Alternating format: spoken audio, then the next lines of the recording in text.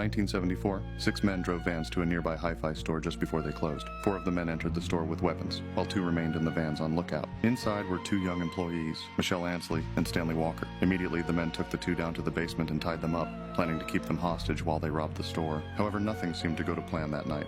Shortly after their arrival, a teenage boy named Courtney Nasbitt stopped by, but the lookouts alerted the robbers, who quickly took him hostage as well. Later that night, Orrin Walker, the father of the 20-year-old employee Stanley Walker, realized that his son was still at work, even though he was supposed to return hours ago. Since he was close by, he figured he'd stop by to ensure that everything was okay. Courtney's mother, Carol, had similar concerns and arrived at the store shortly after. Once again, they were both taken down to the basement and kept as hostages. Due to the high number of hostages, one of the robbers decided it would be best to dispose of them before any further issues arose. He exited the store and grabbed a brown paper bag from his van before returning to the basement. Inside was a bottle of Drano, a drain cleaner made from highly corrosive chemicals. He filled a cup and passed it to the hostages, forcing them to drink it. In an effort to get them to cooperate, he told them that it was simply vodka mixed with sleeping medications.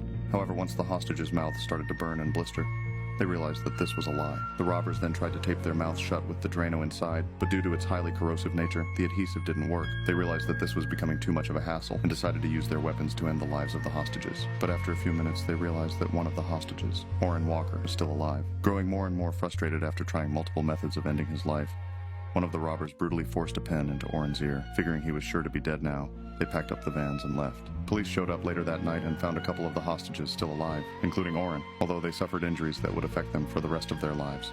The next day, a detective was investigating the scene, making sure to show off each piece of evidence he found to the crowd watching him.